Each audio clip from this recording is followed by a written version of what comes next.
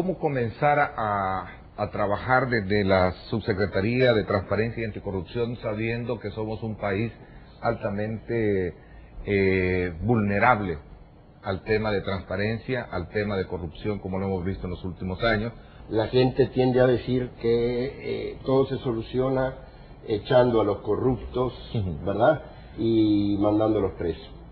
Y en realidad es básicamente cierto, ese es el producto final. El problema es que la gente no nace corrupta u honesta, sino que hay relaciones sociales que facilitan la corrupción. Hay leyes, hay una institucionalidad que facilita o que dificulta la corrupción. Y en el país, lamentablemente, ¿no? Es decir, hay muchos puntos que estimulan actitudes de este tipo. Entonces, la subsecretaría piensa actuar en dos planos.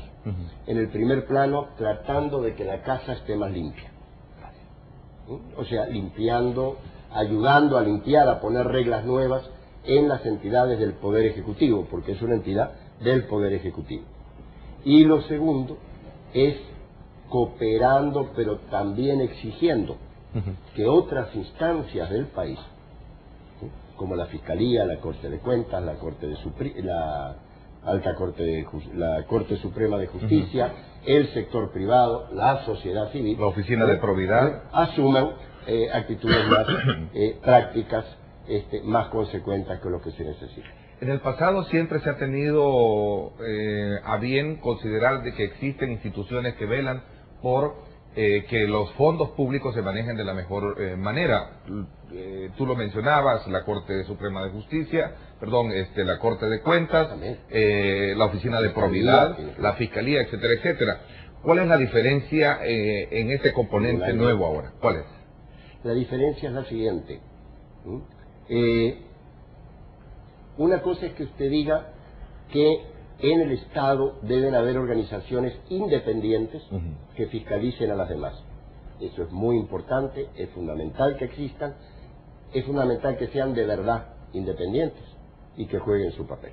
Esto podría yo considerarlo que tiene que ver mucho con el más reciente informe de Transparencia Internacional que nos ubica a nosotros en un nivel de percepción de corrupción no muy alentador. Pasamos de, si no mal lo recuerdo, del número 60 en indicadores. Sí, del número 67 al 80. Al 80. Perdimos 13 posiciones. Ok. ¿De qué se trata? ¿Qué es lo que ha pasado en el pasado? Valga la redundancia. Esta encuesta se aplica, esta encuesta se aplica en El Salvador desde 1989 y este es el peor puntaje que ha tenido El Salvador desde 1989. O sea que generalmente la encuesta, por supuesto, que se publica este año, analiza las encuestas realizadas el año pasado. Y lo que observamos es que particularmente durante los últimos 5 años, El Salvador ha venido perdiendo posiciones.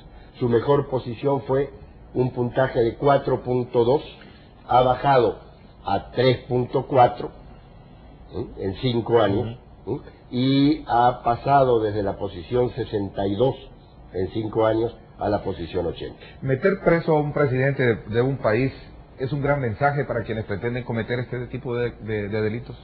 Por supuesto, en muchos sentidos, no solo para este tipo de delitos. La justicia democrática siempre aspira a la equidad. Esto es importantísimo. Justicia en todo sentido, justicia económica, justicia social y la justicia judicial, valga la redundancia. En el momento en que se demuestra que personas de cualquier posición política o económica son tocadas por el aparato judicial y que son sancionadas como cualquier otro ciudadano, a partir de aquí se comienza a realizar esa equidad que es básica en toda democracia y en cualquier perfil de la democracia. ¿Será el caso de la nueva elección del fiscal general nuevo que tenemos en el país sobre el papel diferente que ha venido ejerciéndose en el pasado, sobre todo porque es una persona que llegó con que surge prácticamente, no sé si es la palabra correcta, surge de la nada, es decir, dentro de los listados surge inmediatamente y resulta electo por mayoría de los partidos políticos. ¿Esto es una ventaja si lo queremos ver en términos muy de independencia? Bueno, veamos lo bueno y lo malo y lo feo, es decir, no hay ninguna situación perfecta. ¿Qué es lo bueno? Tardaron casi un año en elegir. Quiere decir que, igual que la Corte de Justicia, usted me dice, ¿y eso es malo? Mire, yo creo que en este país es fascinante que por primera vez hay que negociar duro para encontrar soluciones. O sea, que los mecanismos tradicionales de poder, que usted compra votos, que usted arma una mayoría, ¿verdad?, ya no funcionan igual que antes. Es decir, entonces, creo que el proceso de discusión dura fue muy positivo. Lo malo, ¿no? No se sabía este sí y este no porque lo quiere Arena o porque lo quiere el Frente. Realmente la gente desconoce cuál es el perfil de los distintos candidatos. Es decir, no fue un proceso demasiado transparente. Todavía se negocia mucho a puertas cerradas. Y lo feo, ¿no?, es que muchas veces no depende de los partidos y de las personas, sino de los mecanismos. O sea, el punto es muy claro, los ticos no se complican, simplemente hay decisiones que se toman en la Asamblea Legislativa y hay otras que se toman en otros lados. Somos un país distante de lo que podríamos estar hablando esta mañana, es decir, de tener instituciones bien fortalecidas, sobre todo porque tienen y pasan a la mano la bendición política. Veamos el tema de la Contraloría de nuestro país, la Corte de Cuentas, por ejemplo. ¿Quién la elige? ¿Quién la domina? La elige el órgano legislativo según manda la Constitución, de la misma manera que se hace con la Fiscalía, con las Procuradurías y con la Corte Suprema de Justicia y el Consejo Nacional de la Judicatura, ciertamente. El gobierno reconoce que le falta transparencia a instituciones, así lo maneja un titular del periódico El Diario de hoy, esta mañana, Marcos.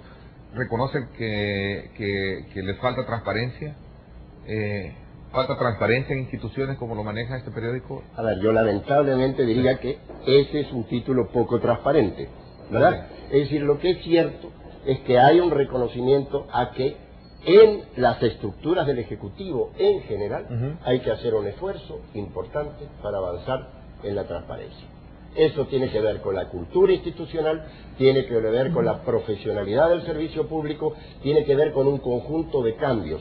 La gente no es ni buena ni mala, sino que la gente funciona en función de las reglas que tiene. Y cuando la gente ve que las reglas son para el bien, funciona en ese sentido. Y cuando la gente siente que las reglas son favorables al negocio bajo la mesa, al compadrazgo, funciona de esa manera. Entonces, el gobierno asume el reto, no puede decir, este es un problema del gobierno anterior. El transparentar al Ejecutivo es un reto de este gobierno, ¿no? Pero no quiere decir, la evaluación objetiva y científicamente se basa en datos del año pasado.